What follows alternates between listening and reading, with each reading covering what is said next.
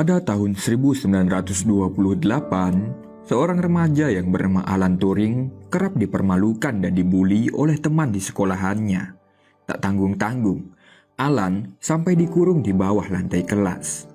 Untungnya, seorang murid yang bernama Christopher membantunya untuk keluar. Dari situlah Alan mulai mengenal Christopher. Christopher meyakini bahwa terkadang orang-orang aneh dan tak terbayangkan adalah orang yang mampu melakukan hal yang tak terbayangkan pula. Sejak Alan berteman dengan Christopher, mereka mempunyai hubungan yang sangat dekat.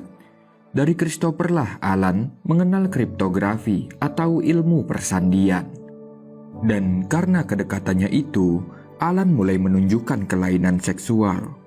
Diam-diam dia menyukai Christopher lebih dari sekedar teman. Alan Turing bahkan pernah menerima surat yang berisi sandi yang bila diartikan berisi pesan tentang perasaan Christopher yang juga menyukainya. Ya, mereka berdua memiliki kelainan seksual alias gay atau homo. Menyadari pesan Christopher sebelumnya, Alan juga ingin memberikan surat cinta balasan untuk Christopher. Namun saat itu Christopher tidak hadir di sekolah. Setelah beberapa hari, Alan mendapatkan kabar dari kepala sekolah bahwa Christopher ternyata sudah meninggal karena penyakit tuberkulosis. Ya, ini memang penggalan cerita yang sangat menjijikkan. Namun, ini hanyalah sebuah masa lalu kelam di balik seorang profesor yang bernama Alan Turing. Di tahun 1939, Jerman yang dikomandoi Hitler di bawah Partai Komunis Nazi mendeklarasikan perang atas Inggris, yang mana perang ini adalah Perang Dunia Kedua.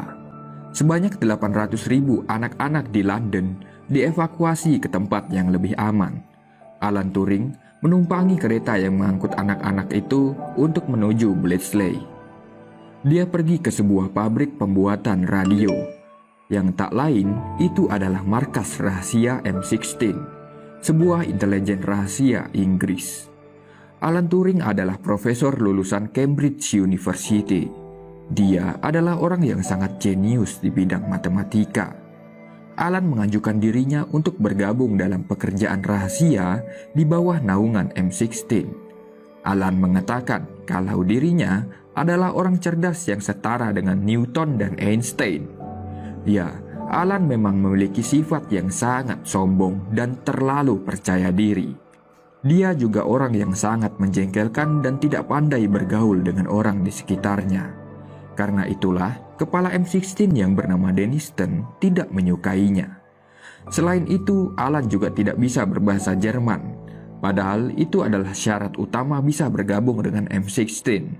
Walaupun begitu, Alan Turing adalah orang yang ahli dalam teka-teki silang. Baginya, sandi yang dikirimkan Jerman hanyalah seperti teka-teki pada umumnya, namun dengan level tersulit di dunia. Komandan Denniston sempat sangat muak dan ragu dengan Alan karena kesombongannya. Tapi pada akhirnya, dia menerima Alan Turing untuk bergabung karena Alan mengetahui perihal tentang sandi mesin Enigma.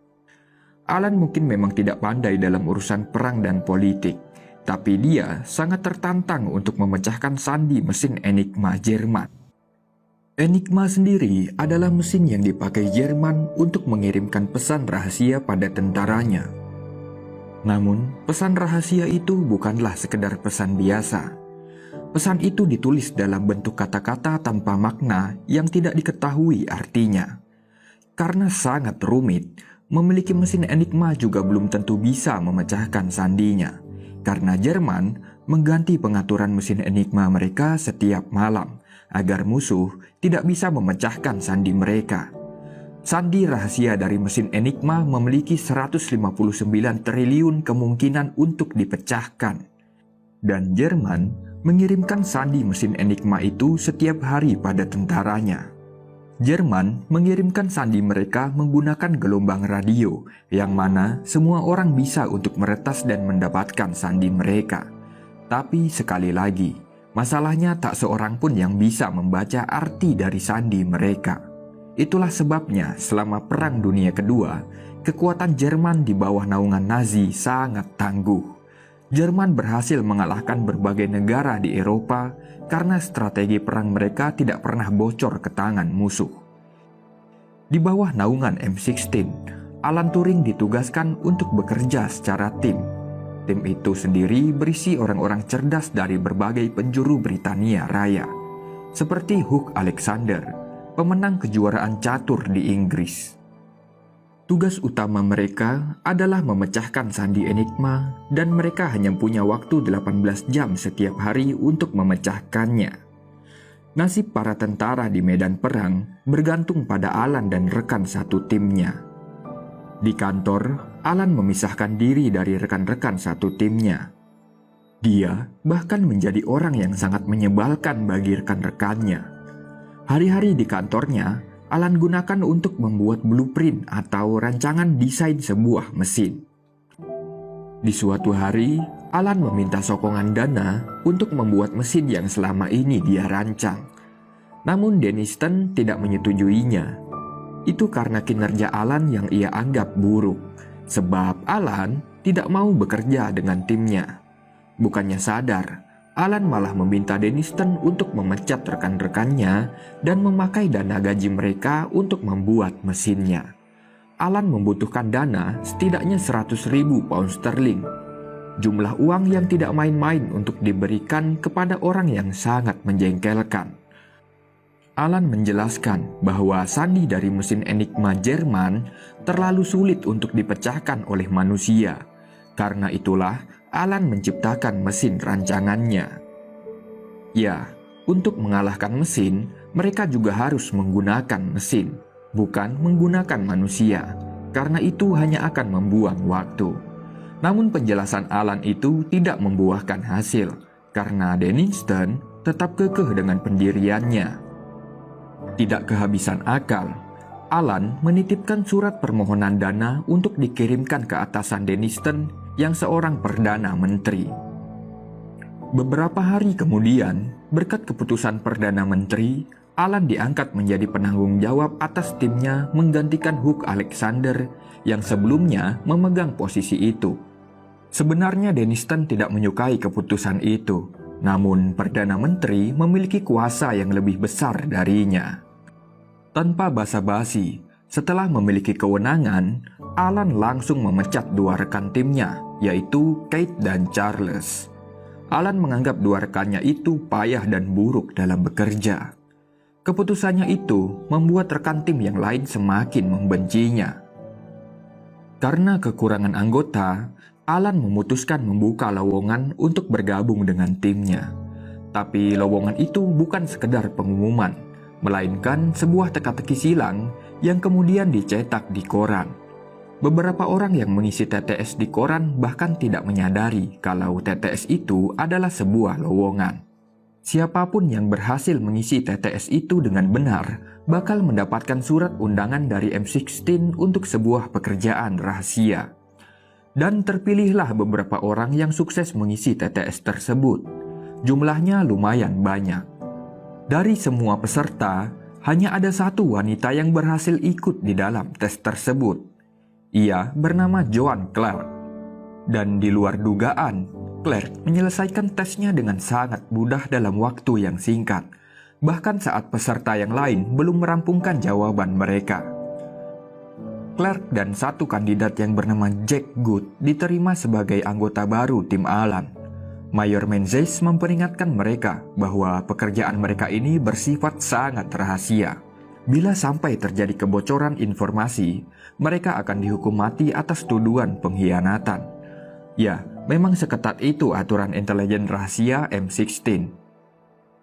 Berkat dana yang sudah mengalir, Alan mulai membangun mesin rancangannya.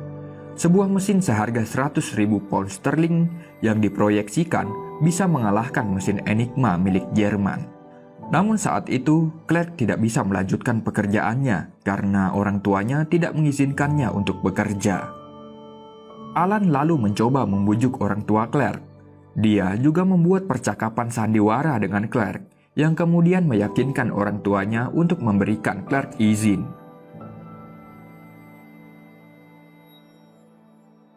Di saat itu, banyak orang berpikir Inggris berperang melawan Jerman.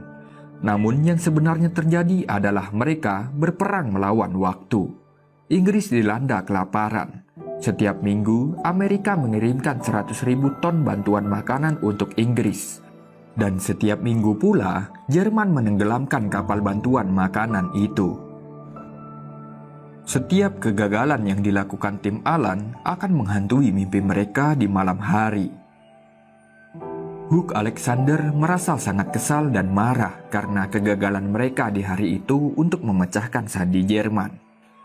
Ya, tentunya mereka memecahkan sandi Jerman dengan manual setiap hari. Kadang berhasil, namun seringkali gagal dan tidak membuahkan hasil. Bukan tanpa alasan, Hugh merasa sangat marah karena Alan tidak membantu timnya memecahkan sandi dan malah sibuk merancang mesinnya. Hugh sampai mengamuk pada Alan karena sudah sangat muak. Rekan-rekan yang lain juga sangat kecewa dengan Alan. Dari sinilah perpecahan di antara mereka terjadi.